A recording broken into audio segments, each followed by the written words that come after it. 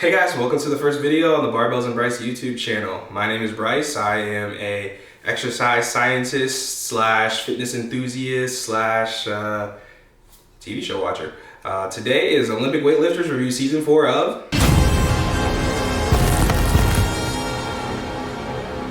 And we're going to cover other things beyond that. Hopefully watch our training block I have today from the Keep It in the Act podcast, Xander. And we're going to do some technique work and try to get some strength going for some phase of the Olympic lifting process. I am currently on the goal to clean and jerk 330 pounds and snatch 265 pounds, 64 pounds. If you're doing kilos, that's roughly 150 slash 120 kilos for a total of 270 on the way to seeing where we can go with it. So please follow along and join us on the journey and drop in to check out our reviews of one of Amazon's better shows, Invincible. So let's get some training in. I'm also here, YouTube. Yeah, this is technically like the 8th video, but we gonna call it the first video, man. Enjoy the fun. I know it says Olympic lifters, but just know I'm new to this. I'm not true to this. All right. So we got drop snatches to start. We're gonna do 3x10. Try to be fast. Try to just get underneath the bar. Get to that bottom position, chest up high. We have a long femur, so we're gonna do our best with this one and limited ankle mobility. Think football, but drop underneath, pop.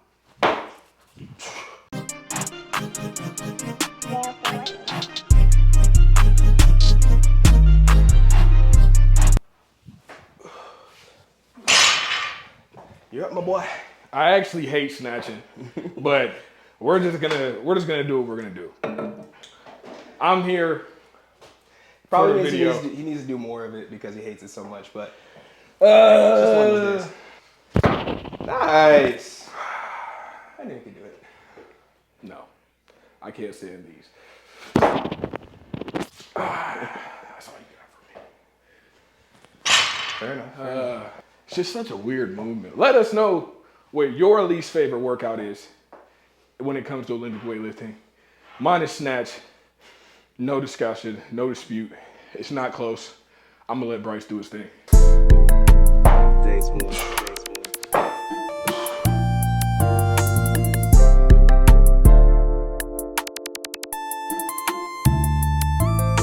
For all my older lifters, there comes a time in everybody's life where the knee sleeves are just a necessity.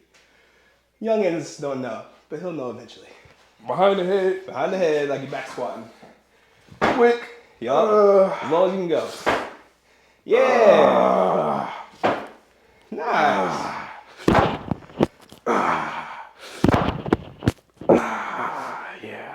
Yeah. I hate this lift more than anything.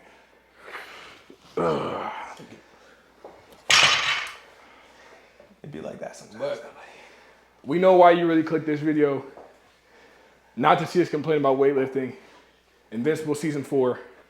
It's underway. You see how I keep going back between cameras. Hopefully this looks real cinematic when it comes out edited. But yeah. Season 4 is officially upon us, and up to this point, I think this is what all of the comic book readers have been waiting for.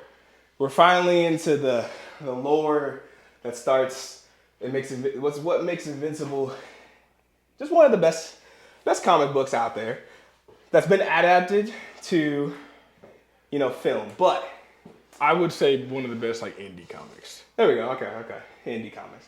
He knows big words. I don't know big words. Indie is like, it's not DC, it's not Marvel. Okay. It's like Image Comics. That's literally their entire brand. Like the authors get all the funds and that type of stuff. Yeah. Yeah. Okay. Yeah, I was gonna say, I think the main thing I take away from this season so far, up to episode 4, is that there's a lot more underneath the hood when it comes to Mark than we've seen in past seasons. I think before it was like they outwardly said, hey, I don't want to be my dad. Hey, I don't want to be violent. But now you see that it feels like every episode you feel like Mark is there's something going on in his head that we don't see, and I'm scared of it. Right? I've read the comic book, so I know Mark's character a little bit too well. Here's the thing. I understand Mark's character very well, but I also hate him at the same time. Because his whole stick is, I don't want to be like my dad. I want to be a better hero. But he continuously trips over his feet in doing this. Spoiler warning, skip like 30 seconds.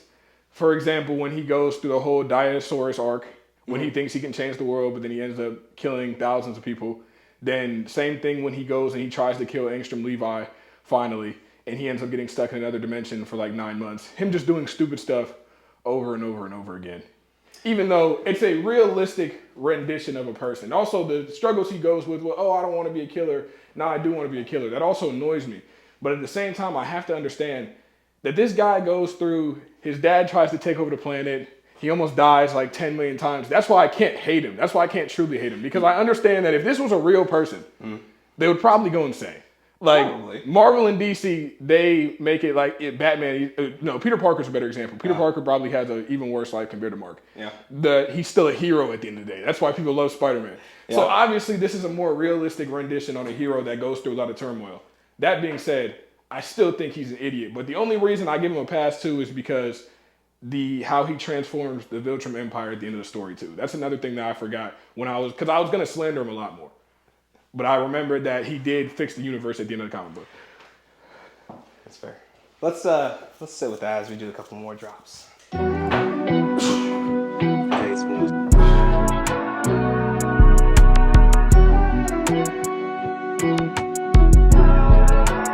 For all my people who are getting into Olympic lifting, usually you don't have to do sets of 10.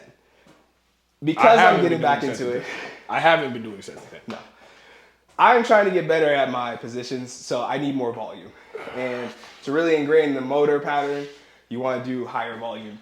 Just become repetitive, right? Learning a skill. Oh my gosh.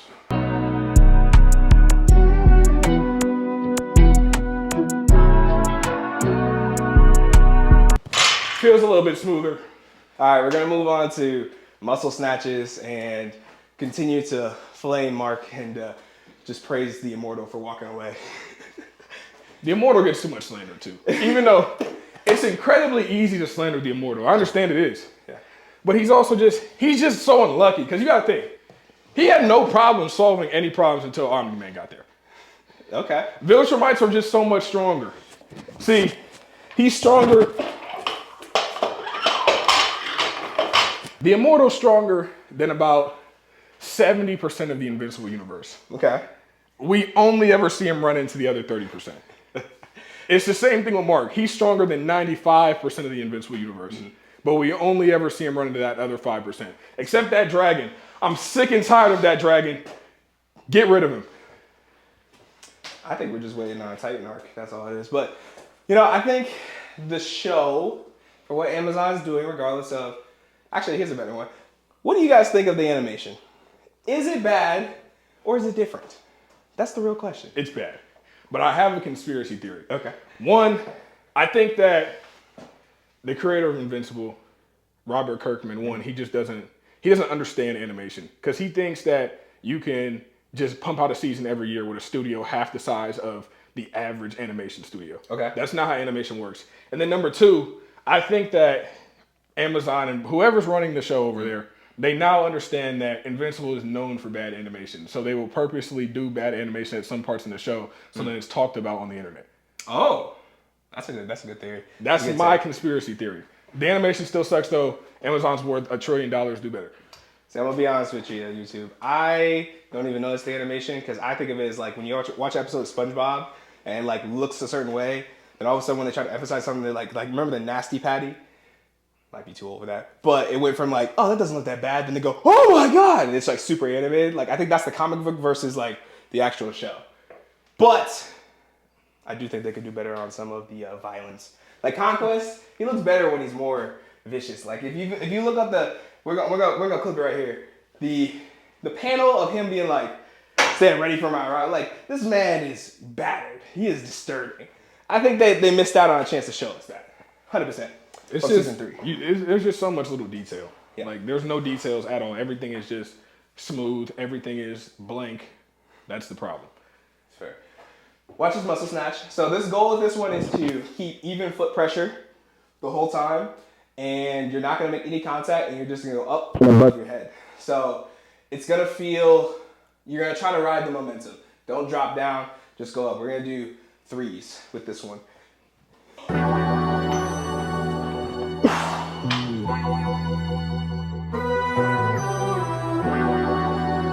There's no pop. Yeah, that can go. No pop. I'm just raising this. Straight up. Oh my gosh. Use your legs. Yeah. If you do it right, it'll feel light because you're using your legs, not your arms.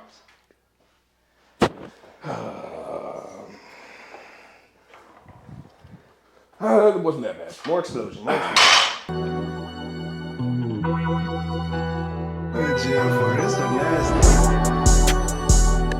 So now, the next part is we're gonna go up and wait a little bit. We're still gonna do triples. You're still trying to get the idea of elbows here, not out here, is the main thing to kind of keep there. And again, with the even foot pressure. Because once you get past the knees, you don't need a lot. You just gotta go straight up. Right. Yeah, so let's go episode by episode. Episode 1. I was actually about to ask you that same question. That's Okay. crazy. Yeah. Episode 1, I mean, I guess we can rate them all. Episode 1, I give it like a 7 out of 10. I thought it was all right. It was all right. It wasn't a bad episode. I enjoyed myself, but it wasn't peak. We saw Mark get his first confirmed kill. I knew it was coming. I had to pretend like I didn't because we have a reaction channel. It's called KTA Cinema. Shameless plug. Go subscribe. Yeah, so I had to fake that. Don't clip me. Don't tell anybody. But yeah, we saw Mark get his first kill. I mean, we saw the Sequids. We saw Conquest escape. Like I said, it was just it was good for a first episode. It was just a smooth transition. I like seeing Oliver, as always. Oliver, he's my GOAT now. Even though I hate comic book Oliver, and I have real questions on how they're going to make him, spoiler, 10 seconds forward, on how they're going to make him reveal the Scourge or deploy the Scourge virus, because he doesn't hate humanity in the TV show like he does in the comic book. Which is hard. It's hard. He loves his mom. He doesn't hate the kids, but that's later on. We'll get to that episode. I liked the pacing the most for the first episode. It gave me a lot of substance, and like when we got to that Sequids, it really felt like, yo, this is like, I might not be able to see what happens next, and I was like, I really was on the edge of my seat for it. Yeah. But I think that the way that we set up a lot of the pieces, like the behind the scenes knowledge and stuff like that, really kind of, I feel like I could have got more for it. But, you know, we still have episode 5 coming, so I'm going to go with it. But I think they could have made the Conquest escaping thing a little more dramatic. Yeah. To be honest, like it was in the comic book, it was more exciting. Like, oh, like You also knew it was coming up. I didn't know. That's why I didn't feel it. I will say I have not reread the comic book since this season's come out. I think up until season 3, I had watched and read too much that it ruined the show for me. So I've been trying to go into the show without any perspective, and again going back and reading the comic. But you know, it is what it is. Let's go up and wait. Episode 2. Absolute fire. Absolute peak. Episode 2, I think it was the greatest episode in the show, outside of maybe like last season's finale, maybe season's 1 finale. Those are the only episodes that I think can even come in contention with episode 2 of season 4. Dude, episode 2, I couldn't stop watching. I had to rewatch it probably 2 times in the one day. Yeah. Like we watched the whole first couple episodes, and then you're like, I gotta go back and watch episode 2. There was just so many little details about Nolan, about the way that they framed Mark up to that point, about fucking learning about Viltrum. Yeah. Like, Because you don't learn anything about you don't learn nothing about Viltrum. in the comic book. No. The Scourge virus is a total of 2 pages in the comic book. But this one is like, dude, it sucks that they did it so well that you felt bad for a race of genocidal, world-conquering, head-chopping with just their hands alien race. Yeah. Because they all got sick. But it was great. It was great TV. Yeah, Great I think it does a great job of, just showing you. It doesn't lean more towards one side. It doesn't make you feel for Nolan too much, and it doesn't make you hate the Viltrumites too much. Because on one hand, you do feel bad, and you're like, oh my gosh, billions of them died. So then you start to feel for Nolan. But then you take a step back, and you realize that the Viltrumites, even though billions of them died, they probably killed 100 times that amount of people out of the universe. So that's why it's 50-50. It really makes you sit there and wonder, could things have been different? Could Viltrum have been so much different? Because Thadus, I think he's very flawed. But I'm going to let Bryce lift before I explain myself. Actually, I can't explain myself because you can see me over here. I think that Thadus is very flawed. As we know, he killed Argall, the greatest Viltrumite in the history of Viltrum. He killed him, and then he just left. And he thought that this would plunge the race that was already maniacs, already murderers. He thought this would make them turn over a new leaf. No, it just made them vengeful. Now, you can say he probably feared for his own life. That's true. But if you're going for reform, you can't just make a crazy decision like that and then just be like, I'm out of there. Because you literally have no idea what's going to happen next. I think he's got a point. Xander got a point. I am still more stuck on the humanity that existed in Viltrum while this is happening was kind of introspective. Like, I think the biggest turning point was like, you got to see what fatherhood meant to Nolan. Because even in this morbid, I'm gonna become a man ceremony, where he's getting the literal life beaten out of him, as we see a flashback to Mark getting beat, his dad was still with him. And then we get to see this man throw his body into space, and he has to freeze for a second and go, I am a Viltrumite. I cannot be sad. But that man, he felt. But we all know that he was like, it meant something. Right? Even though, also, do you guys think that Viltrumites ever see their parents after they become parent? Yeah. Like, are they born, you come back when they're 18, and then I think there needs to be a spin-off series on Viltrum. Oh, for sure. Robert Kirkman, he's pretty lazy, he probably won't do it. But it's $1 billion idea, so Amazon will probably demand it. Battle Beast, Viltrum. Yeah. I mean, Battle Beast just got its own comic. Yeah, but the show. Yeah. But I personally though, I think Battle Beast is kind of boring in the show. But yeah, a little bit. I think they haven't given him enough screen time and backstory to really be like, oh, this is going to be a big integral part of the show. Spoiler. Yeah. I think it's just blood, war. Like we just saw that they visited, his home planet. They're like the great warrior left us many eons ago type of energy. I mean, they'll probably give him a flashback like they did Alan in the episode. Wait, did Alan have a flashback? In like season 2. Oh, okay, yeah. Or season, yeah. With the tales from the great tomorrow, right? Yeah. But I mean, back to Thadus, like I said, very flawed plan. It was doomed from the beginning because they literally told you, they said Viltrum was a paradise, even though they were killing people at the time. It was very nice there. Yeah, it was a paradise before Argall was killed. So, yeah. They did not murder each other the same. There was no Great Purge. The Great Purge only happened because he killed Argall. Wait, did it? I thought they said that before the Great Purge. Nolan said before the Great Purge we were in shambles. They were in shambles because Argall died. And then the Great Purge, because the Great Purge, Thrag became the leader of Viltrum after the Great Purge. Okay. All right. I wasn't paying attention, I guess. But do y'all know the lore of Thrag? Do y'all know what is coming with Thrag? Let's be honest. I don't think the audience is ready for Thrag. I do think they got Lee Priest as the voice for that trailer. Mm-hmm. Gave me chills. It's what I wanted for the Conquest when he said, "Stand ready for my arrival, worm." But the character of Conquest, I'll admit, after I thought about it, after the fight happens, you go back and rewatch the episode a couple times. The voice does fit Conquest. Because have you ever met a big biker dude?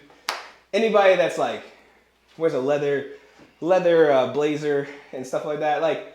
They do have a voice that's not as deep as you would expect, but they're still intimidating. And I think that is Conquest. But we could have definitely got more chills down our spine when he said, "Stand ready for my arrival." But that's not season 4. I do wish that we would see more of the Ragnars and the brutalness, and no more of Alan moaning and whatnot. Yeah. That got a little... In the comic it was funny, but in the show it's why? Why do we need this? I thought it was funny still. But episode 2, I give it a 12 out of 10. I thought it was great. Like I said, great for perspective from both sides of what they saw. Because, I mean, to the rest of the galaxy, yes, Viltrumites are genocidal maniacs. Then you feel bad for them when you get Nolan's perspective. And, I mean, it's just one of those situations where it's great to see at the end of the story, like I said, spoiler words, get 10 seconds ahead. It's great to see how Mark actually helped the Viltrumites achieve what they could have and been the best they could at the end of the story. Yeah, it gets fun. I'm gonna second Xander 12 out of 10, episode 2. All right, what's next? One more set of muscle snatches. Oh Xander might not gosh, get this one. yeah. I'm gonna try it. He doesn't have to, but I'm gonna do it.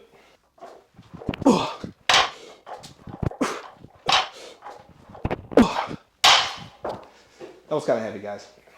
It's kind of heavy. If you have questions about the equipment, you can see we're wearing tier shoes today. I have on a rep t-shirt. Everything you see right here is rep. So if any of those places want to send through some gear, the email will be on the screen. Get in contact with us. Yeah. We're gonna try one. Remember, use your legs. No. No. It would have been good for a real snatch, though. You got it to here. Yeah. I can snatch that, not muscling that. It's not happening. Like I said, new to this, not true to this. Bryce has been doing this a lot longer than me. And as I said before, I also hate it. I can clean pretty well. I can power clean pretty well. All right. But snatches, I can't do it. We're going to incorporate what we did in our warm-up, trying to get low. And we're going to do a no-contact snatch. So a full snatch all the way to the bottom position. The goal is to bottom out, not get the weight up. So pull as long as possible, come underneath it, don't let it touch your body. For a set of 3, we're going to do 3 sets of 3. And we're going to drop the weight. We're going to drop the weight down. All right. So let's put on just the 35s. And we are using pounds, not kilos. For all of the true lifters, I got these when I was, 19 years old, and pounds just made sense. Now I wish I would have got kilos, but you live and you learn, right? I don't really care about the difference, to be honest. But if Rogue wants to send me the kilos, wouldn't be mad. Oh yeah, I forgot. The weights are Rogue. I forgot to mention Rogue. So same deal. We're trying to keep even foot pressure the whole time. No rocking back and forth, anything like that. And the goal is to pull yourself underneath it. So yank, right? No wider. Your feet don't have to go really wide. It's easy to starfish this. But as all my football players know, this is the easy way to do it. But we're going to try to stay right here in this no wider than like shoulder width apart. Okay? For a triple, you don't have to stand up with it. You can drop it back underneath if need be. So here we go.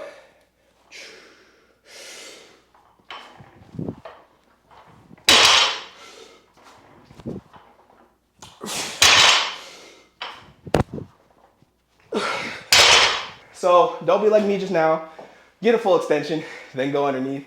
But it was not bad. I liked it. I'll give that like a 7 out of 10. That's a little too narrow, but.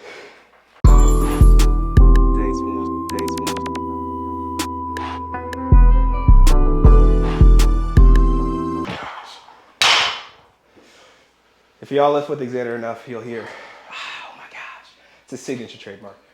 But if we had to, coach it up, right? The goal is to leave yourself over the bar, get here, and as you just go down, you're pulling yourself underneath, right? So you might need to go wider than my feet are right now, but you gotta find your way, right? That camera can't see you when you're down, so just talk to that one.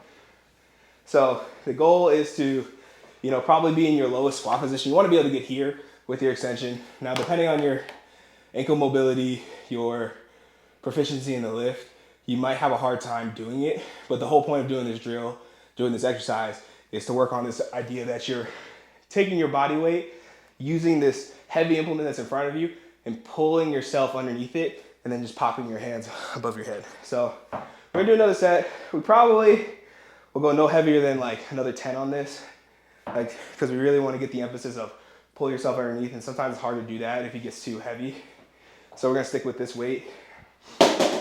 Or a little bit more. Actually, let's throw on a 10, unless you think you want to stay here. Just throw the 10 on. He doesn't like me when I tell him to go ahead here. So we can do the colors. We could use some kilos. No, we can't use kilos. All right, episode 3. Episode 3. I'm trying to remember it. I know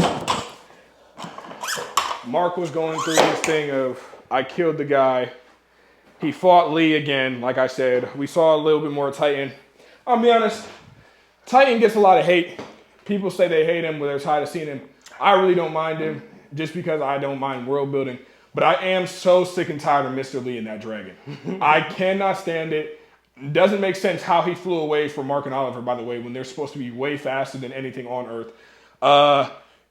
He also makes the Viltrumites look incredibly weak, also once again because he's going against Oliver and Mark. Because I'm getting so tired of people saying, why are we on this whole journey to look for things that will damage Viltrumites when there's like 15 things on Earth that can do it? Once again, Mark and Oliver are like babies when it comes to Viltrumites. We saw what they did to Nolan in season 1. Mm-hmm. All they took was a nosebleed. And I feel like people are forgetting it. All that got, they hit him with that monster, they hit him with that satellite. All it gave him was a nosebleed. And now we're going to bring 50 pure-blood Viltrumites that are thousands of years old to Earth. They will literally take over the planet in 5 minutes. There is nothing on Earth that can actually mess with the ones that are like that. Mark and Oliver are just fodder right now, and I need people to understand that. I think you got to remember, Conquest by himself whooped. Put the whooping on our boy. There are 50 of those, maybe 49, and plus Thrag, that would all come and just be like, hey, this is ours now. Do what we said. Plus Thrag, mind you. Thrag is to what Viltrumites that Viltrumites are to humans. Mm-hmm. There is no, we're going to send I saw people talking about the Reanimen. Mind you, we saw what Mark did to the Reanimen. He absolutely walked them down when that signal got turned off. So why would Reanimen do anything? That dragon, we're not worried about anything on Earth if Thrag comes to Earth. Thrag will take over the planet by himself. Like that. I think it's also kind of what Amazon is doing to lull you into a false sense of security because, like, how many times have we heard Cecil say, Mark, you're the most powerful thing on this planet. Yeah. And she just mopped the floor with you. Like, it's setting something up. I know it's setting something up. Yes. Hey, maybe it's setting up Nolan's feet for another 50 shots that goes along with it. But the revealing of the Scourge virus, the new and improved version. Yeah, I forgot. That was which one thing we forgot. nobody, like Xander alluded to earlier, spoilers moving forward, skip 30 seconds, is, hey, that Scourge virus is going to get Mark. It's going to be pivotal in the story of Oliver. It's going to be pivotal in the war against the greatest Viltrumite that they have right now. So it's a lot of setup that they're going to bring back later, which I give a lot of credit to Invincible 4 is being able to take and set something up for the end of the season. Like if you go back and watch season 1, all of the Easter eggs that they gave us, they always give us something. But sometimes it kind of just washed over, like, Yeah. We go into it. All right, let's do another set of 3.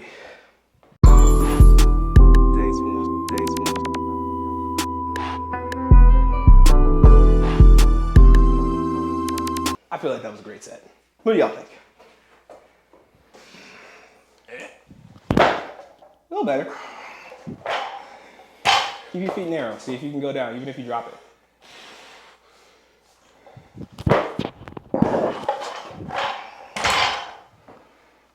It can be trippy at times. We're gonna do that for one more set. But yeah, stop thinking Viltrumites a week. Episode 3. Like I said, I'm trying to remember it. Yeah, he just fought Titan. He fought Mr. Lee again. Mm-hmm. We got to see Machine Head playing people again. Yeah. Which 6 out of 10, worse than episode 1. I might Herm was a pretty bad episode too. I didn't hate it though. I think it was a good break. Oh, Eve's pregnancy reveal at the end of the episode too. Yeah, and also seeing. Oh no, that's the next episode, isn't it? What? William what? William's voice change. Yeah, that was episode 4. Okay. Yeah, Eve's pregnancy. For the comic book people, you know how fun that gets as a storyline. It really adds another layer of, I would say feelings for Mark, the process, but it really adds to that narrative of like, most people would have gone crazy. Like how crazy Immortal went in season 3 with, the future take on him. Why did you leave me in charge? Like you start to see it. You can start to see how that could happen for Mark. But he's done this in 4 years? Yeah. It didn't take him hundreds of years to do this. He's just kind of went with it. But, it's coming. It's coming. So I got to give it, I liked it. I like 7 something. I'll give it 7.5. 7.5 for me. Wasn't a bad episode. Wasn't a great episode. No. First half of season 4 has been a lot of setup. But on to episode 4. By the way, I'm mad that I stayed up to watch it. 100%. Yeah. Salty. I could have slept in. Thought it was going to be something crazy. But that being said, it was an original, never in the comics. Fun take. So, Amazon, you're doing your own thing. I will say I have said too many times in the last week, but that's about it. Yeah, I let Bryce convince me to stay up until 3 a.m. to watch the episode. Made a mistake by doing that. I didn't hate it. A lot of people are like, this is garbage. Why would you give us an episode of filler in an 8-episode season? But I just don't think people understand how crazy the next 4 episodes are going to be. And you just need to fill the time. It's an 8-episode season, and they're literally packing everything into those last 4 episodes. Yeah. So I'm not mad at it. Another 6 out of 10. I didn't hate the episode like everybody thought. I thought it was funny. I thought it was decent world building. And I mean, it was just a fun episode. But I mean, as far as like, it did feel incredibly like filler.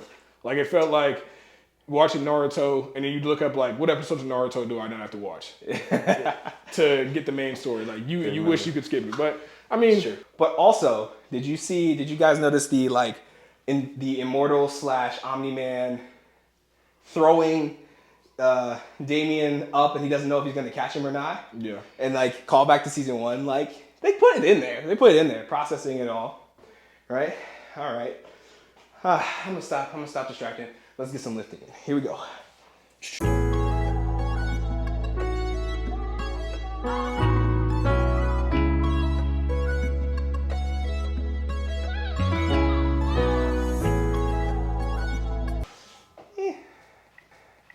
Two out of three ain't bad. Notice the foot pressure changed on that last rep. So, yeah, I'm going to give it 6.9 out of 10 for that last episode of season 4. Lower. Yep. Yeah. Cool. On to the next. Blur. But yeah, that's every episode so far. Characters this season. Cecil, still a giant idiot. Oh yeah, Rex and Monster Girl went to the other dimension. Forgot to mention that. Yep. Which is about to be, you think they're going to bring him back this season, or you think it's going to be season 5? No, I think it'll be gone first season. They might do a little bit of like in there. You think they're only going to save it for flashbacks though? Maybe, but I'm saying out of nowhere they might just like flash to just them in the other dimension for like 5 seconds, and then everybody that hasn't read the comic book, they're gonna be like, just start coming up with all these theories like, oh my gosh, what's happening with Rudy and Rex? What's happening with Rex and Monster Girl over there? Right. I think that's what they'll do, and then yeah, when they officially come back, they'll devote them a whole episode to what happened to the Braxton dimension. Which is a very fun story. I don't think the show will give you enough of it. Go back and read the comic, because that was a very fun like development of who Rex becomes, probably in like season 6 or 7. Yeah.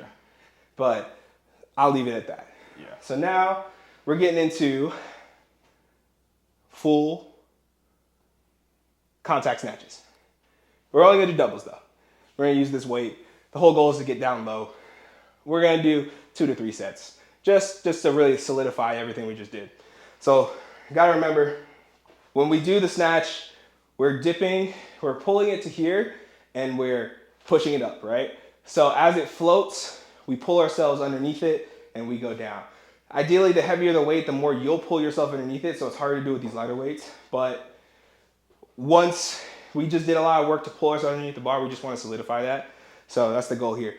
Contact is not necessary for everybody, but it does help a lot with this movement. The only thing you gotta worry about is not throwing yourself like this. You are doing this, right? You're coming straight up. You're not, okay? So let's do a double. See how beautiful it is. Just kidding.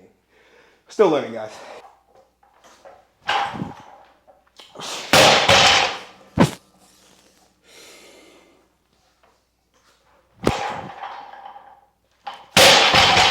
Cool. So yeah, we're gonna get it done. Maybe I'll complain about Mark while I'm lifting it. Actually, no, I need my breath. So maybe Bryce will talk a little bit. All right. Mark, to me, is a 13-year-old. There you go.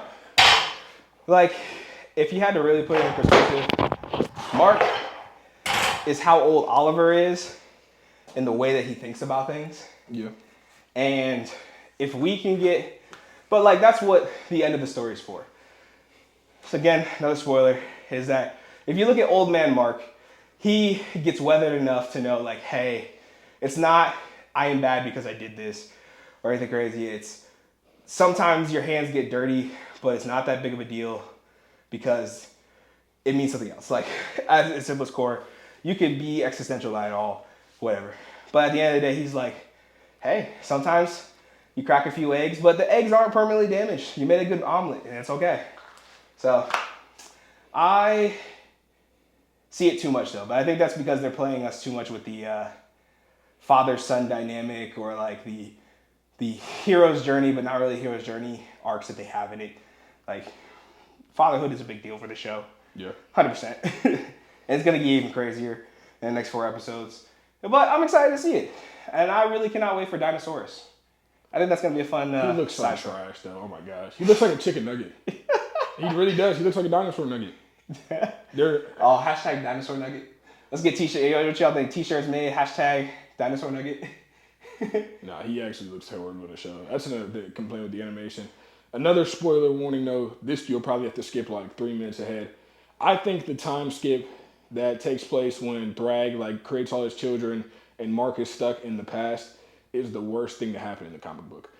And people can actually. There's another thing that we know is way worse than that. What happens to Mark and between him and Anissa, that's worse. Like, you know, like that's a worse act. But I'm saying as far as like narratively, the time skip was just horrible because, like I said, like people already have issues with Mark. They already say he sucks at being a hero. He sucks at taking care of people. He sucks at actually getting the job done. And then this is one of those things where they take him back in time. They give him the opportunity to right every single wrong that he committed in the past, and he sacrifices all for one person. And if people are watching a superhero TV show, they're thinking of people like Spider-Man, they're thinking of people like Superman, who would have sacrificed the life of their child 1,000,000 times over just to save those billions of people that had died in the past. Because we've literally seen Peter do that with the Brand New Day storyline. He sacrificed his marriage with MJ, and like Spider-Man comics have been terrible for years. And then Superman, he's literally the pillar of hope. He would save anybody he could. That, like the recent movie literally made him do that. Like when he saved the Skrull and he made sure everybody was safe. Like that's what Superman is made of. So when you see a person like Mark, who is already a flawed character, and he literally makes the decision to kill billions, it just makes you hate his character more. And then you have the incels that watch Invincible too. And when Eve is like, oh, there was another person when my husband was dead for 5 years after I thought he died 5 times already, which is not crazy when you're an adult and you can think about this. But like I said, Invincible has a lot of incels that love that show.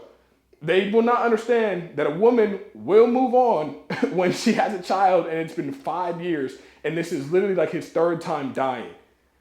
I don't think she needs 5 years to do it, to be honest with you. Yeah. But it's Invincible Universe, so you got to give him a little bit. Like maybe he'll be back in 6 months, especially because of what is about to happen. Yeah. But yeah. But she even said she waited 4 years. Yeah. They only got together in the last year that Mark was gone. Do you think that as if you talk about the comic book as that goes on, like them living as long as they do, kind of makes that 4 years seem like not any time?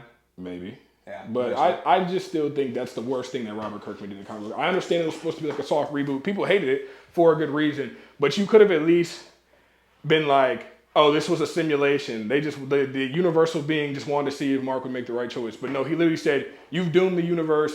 You'd kill all these people, you selfish prick. And I'm like, what are we doing here? There's so many other ways you can do a time skip is all I'm saying. There is. And it makes Mark arguably the worst character in a lot of medias when you look at the amount of people he was responsible for killing. And the only thing that writes it is what he does at the end of the story. But still, a lot of people will probably turn off Invincible once they see he does that. If they don't correct it. But that's also could be why they're changing Oliver so much. Like, Yeah. It changes a lot of the pieces. It's like Robert Kirkman's not afraid to go off script when it comes to the story, because if you've seen Walking Dead comic books, like... And they've changed a lot from the Invincible comic book too. And they'll make it better, but I do think it's an imperfect story, which I personally like a lot more. But we'll see how it goes. We don't know what's coming next. They keep throwing curveballs. This Herm episode is kind of playing that. Yeah. Let's do this last one. One thing I want to go into this set is remembering to pull for longer. It's really easy to overextend early and not get the full benefit out of the lift. So if you can remember to pull as long as possible, it goes a lot better. And you'll know what I mean when you talk about getting a bruise below your belt line, but we'll hit this lift for a double and then we'll move on to our clean and jerks, which is nice. Even foot pressure, even foot pressure. Here we go. Nice.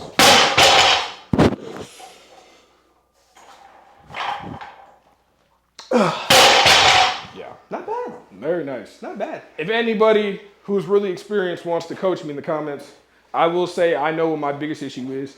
I don't really pop it like most Olympic weightlifters would. Like that sound you hear when Bryce does it, you don't really hear that when I lift, and that's something I realized. So if you have any pointers for getting that pop, getting that hip pop to the bar, let me know. Watch my lift. I'm gonna back it up so you can really see me. All right, little contact. All right. So it's a good time. I think hopefully just the visuals and watching some of the movements, you can see the pace of these lifts. I mean, it's a lot. It's a very technical movement.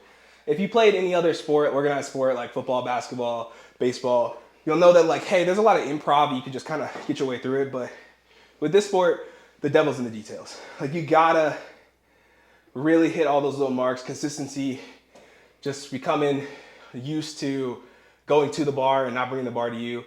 Like, cause it's so easy to just pull it up. Ironically, we're about to do that. But Yeah.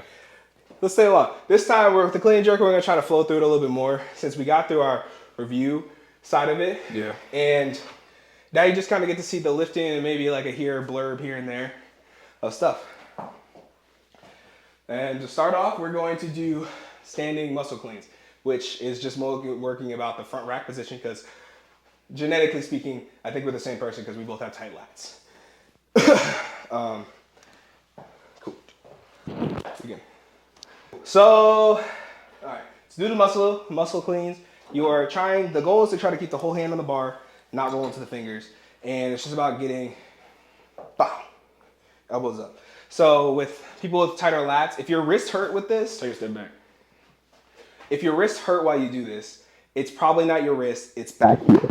So if you need something to get easier, like loosen things up, you could take a barbell, you can put it up onto, so to help with tight lats, take a barbell or a PVC and you take your underhand grip, shout out Squat University for this, take your other hand, put it on top, and you step back, right, with the same side that you're pulling with, and that'll give you a good stretch. Another thing you can do is hold on to a pull-up bar and just let it hang, and that should loosen up. It'll give you more mobility to get things around.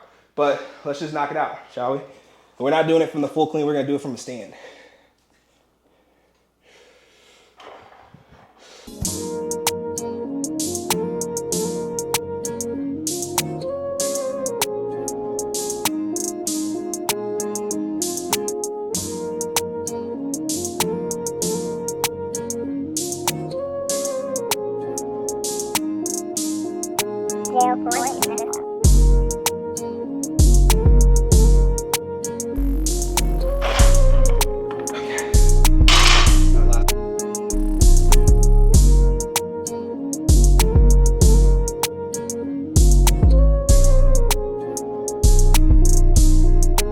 Last set of this. This time I'm gonna try to let it roll just a little bit, but you get to just pop it, just get it up to your shoulders.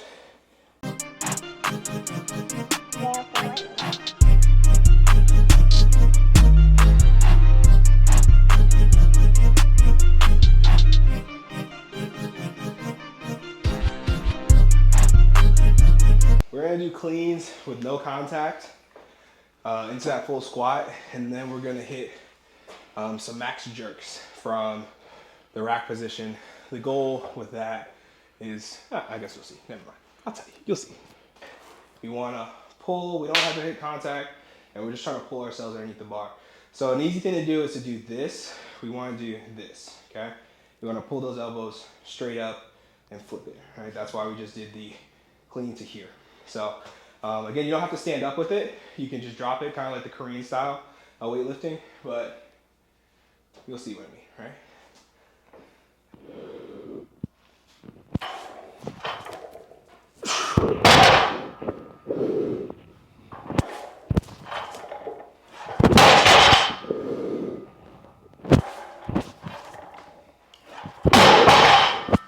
Pretty easy.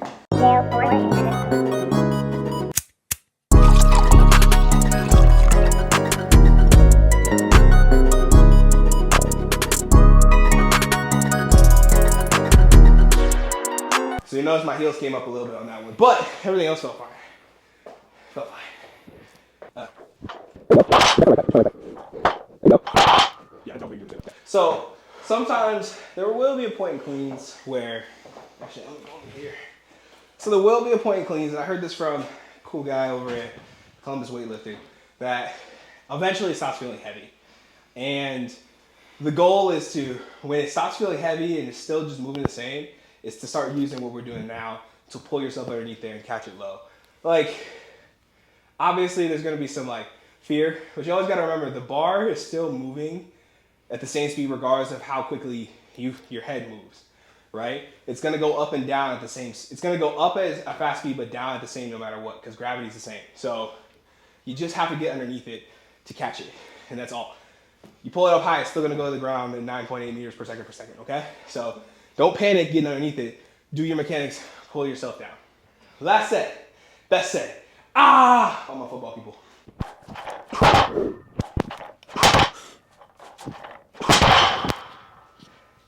We did it, guys.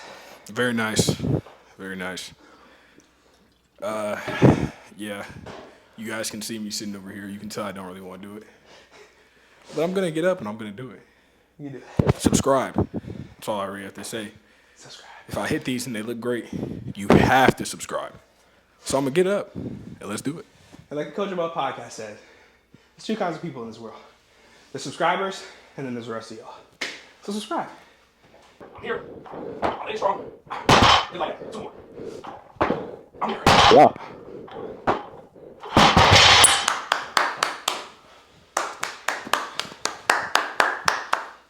Subscribe. Don't make me tell you again. Subscribe. For anybody that has a home gym and you have more rubber mats down and you're doing Olympic lifts, even if you have bumper plates, even though they're rubber, get you a set of crash pads just for the rest of the house. These ones are from Amazon, but get the ones that are made out of the carpet filler and not foam, because they will bounce really high. Probably like, if you put it over your head, it's probably gonna bounce back up to like your chest height. So to avoid getting hit or breaking a finger, get something that's more of a dead blow, like these wind Togos. Cool. After discovering that I might be better at a power jerk than, or a push press, I have kind of been thinking about it nonstop, but we're a little sore, so we'll see how this goes. The goal is to get pretty heavy with it, so we're just gonna do singles for right now. Yes. Maybe a double if you feel froggy.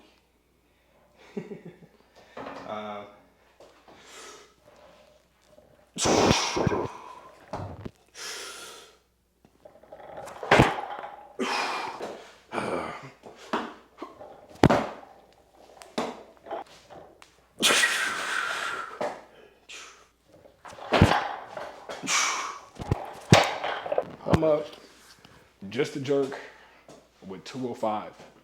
No momentum. This has to be pure brute strength. Do I have it? Find out on the next episode of Dragon Ball Z.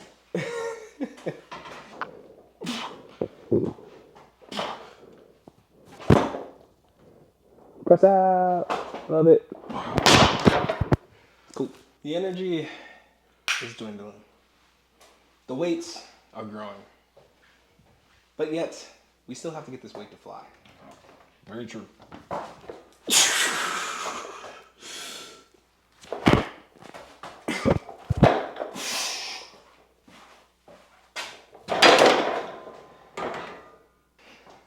Use your legs. Keep your chest up. Use your legs. Use your legs. Keep your Keep chest your up. chest up. That's what they always tell you. Xander has a 500-pound plus squat. You'd think he'd want to use his legs for everything. It's different. It's different. Nah, I don't think I got it. I think we gotta try one more time.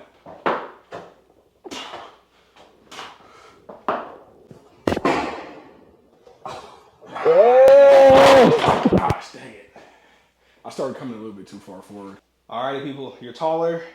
And remember, there's two types of people. Subscribers and no subscribers. Hopefully you made the right choice today, because I made the wrong one. But we're gonna do this shit. Let's go. All right, let's do it.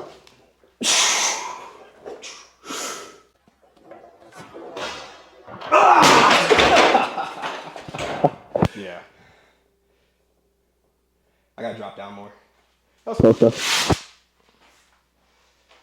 Are Nolan and Debbie getting back together? Will Oliver be a dick? Will we see some crazy Viltrumite stuff coming next season? Or this season even? Who knows? But until then, this is Barbells with Bryce on our Olympic lifting journey with Keep It in the Yak as a visiting guest host. KTA, come on. With KTA visiting our humble abode. Stay tuned. Join us next time as we continue to lift heavy shit. Thanks for coming, guys.